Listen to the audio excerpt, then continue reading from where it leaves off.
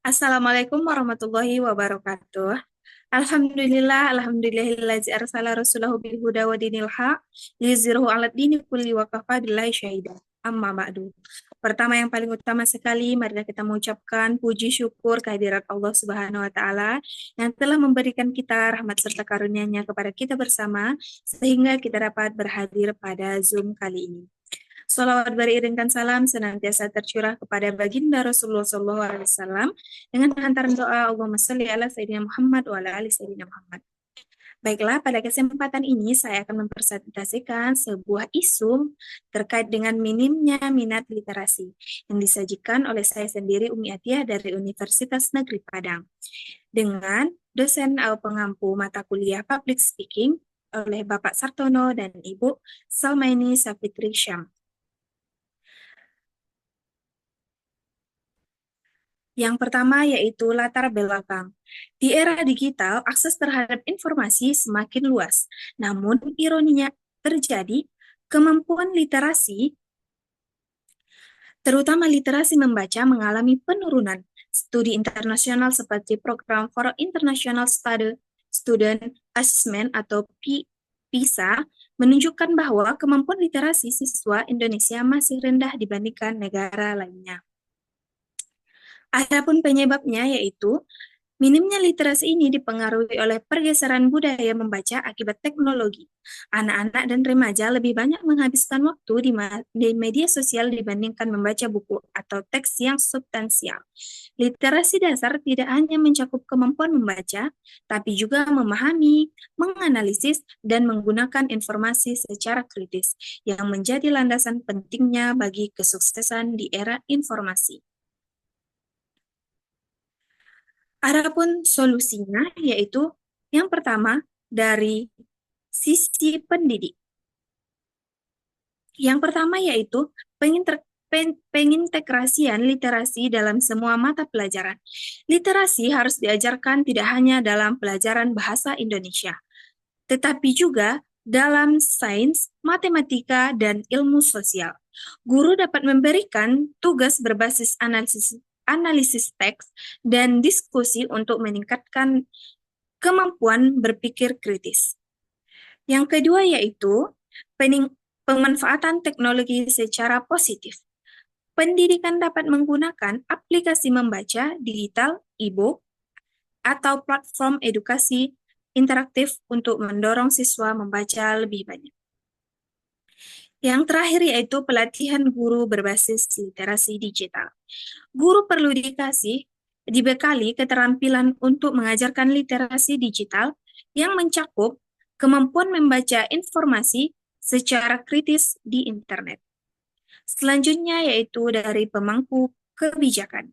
Yang pertama yaitu peningkatan akses ke perpustakaan dan buku berkualitas, yaitu memastikan bahwa siswa di seluruh Indonesia, terutama di daerah terpencil, memiliki akses terhadap buku bacaan berkualitas melalui pembangunan perpustakaan digital atau keliling. Selanjutnya itu kampanye nasional literasi, yaitu menggalakkan program literasi nasional yang melibatkan berbagai pihak, seperti komunitas, sekolah, dan media untuk meningkatkan minat baca di masyarakat. Yang terakhir yaitu evaluasi dan revisi kurikulum, yaitu mengintegrasikan literasi sebagai salah satu fokus utama dalam kurikulum nasional dengan pendekatan pembelajaran yang relevan dan inovatif. Yang terakhir yaitu dari pemerintah. Yang pertama, anggaran untuk pendidikan literasi, mengalokasikan dana yang memadai untuk program literasi, termasuk pengadaan buku, pelatihan guru, dan kampanye edukasi. Yang kedua yaitu kerjasama dengan sektor swasta, yaitu menggandeng perusahaan teknologi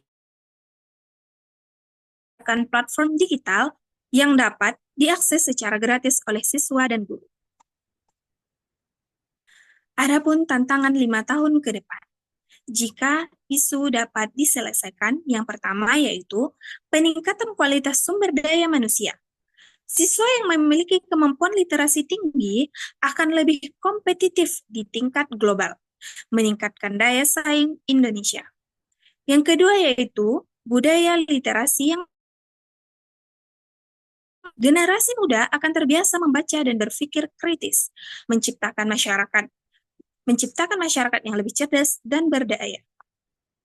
Namun, jika tidak dapat terselesaikan, yaitu yang pertama, kesenjangan sosial yang semakin lebar. Masyarakat dengan akses literasi rendah akan semakin tertinggal dalam pendidikan, pekerjaan, dan kehidupan sosial. Yang kedua yaitu meningkatnya ancaman disinformasi. Rendahnya literasi membuat masyarakat rendah terhadap manipulasi informasi yang dapat berdampak pada stabilitas sosial. Dan yang terakhir yaitu penurunan produktivitas nasional. Kurangnya keterampilan literasi akan mempengaruhi kualitas tenaga kerja Indonesia, menghambat pertumbuhan ekonomi, dan mengurangi daya saing global. Mungkin cukup sekian untuk presentasi saya pada saat ini. Selanjutnya, saya persilakan kepada teman-teman yang ingin bertanya, dipersilakan untuk raise hand.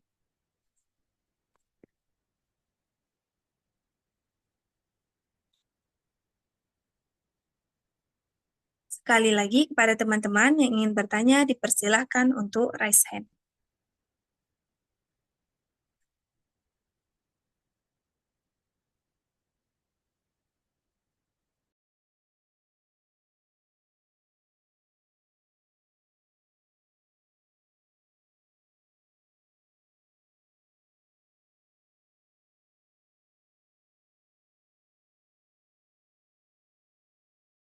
Baiklah, kepada saudari Dea, dipersilakan.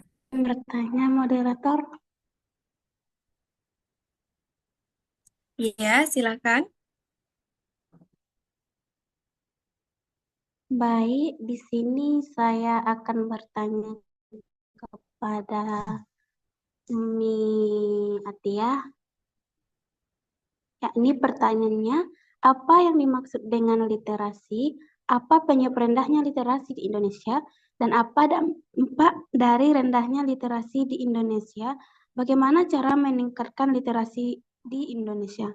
Sekian, terima kasih. Saya kembalikan kepada saudari. Baiklah, terima kasih kepada saudari Dea. Yang pertanyaannya itu tentang literasi. Literasi sendiri adalah kemampuan untuk mengelola informasi dan pengetahuan untuk kecakapan hidup. Literasi yang tinggi dapat membantu seseorang berpartisipasi dalam kehidupan sosial, politik, dan ekonomi. Adapun beberapa penyebab rendahnya literasi di Indonesia, yang pertama yaitu kurangnya aksesibilitas terhadap sumber literasi. Yang kedua yaitu kurangnya minat membaca. Selanjutnya itu kurangnya dukungan dari keluarga, pengaruh televisi dan ponsel, kualitas pendidikan yang bervariasi, kurangnya sarana dan prasarana yang memadai, dan yang terakhir yaitu kemiskinan. Baik, apakah saudari dia sudah paham dengan jawaban yang saya berikan?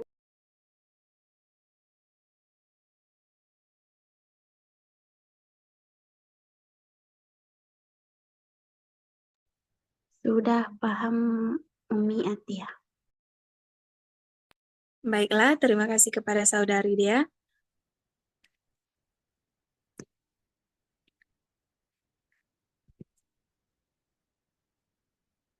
Baiklah, kesimpulan dari presentasi saya pada saat ini yaitu krisis literasi di era digital adalah tantangan nyata yang harus segera diatasi melalui kerjasama berbagai pihak. Pendidikan literasi yang kuat akan menjadi fondasi bagi generasi muda untuk menghadapi masa depan yang semakin kompleks. Dengan solusi yang terencana dan komitmen yang kuat, Indonesia dapat mewujudkan masyarakat yang cerdas, kritis, dan kompetitif di tingkat global. Mungkin cukup sekian presentasi saya pada saat ini. Saya ucapkan terima kasih dan saya akhiri. Assalamualaikum warahmatullahi wabarakatuh. Waalaikumsalam.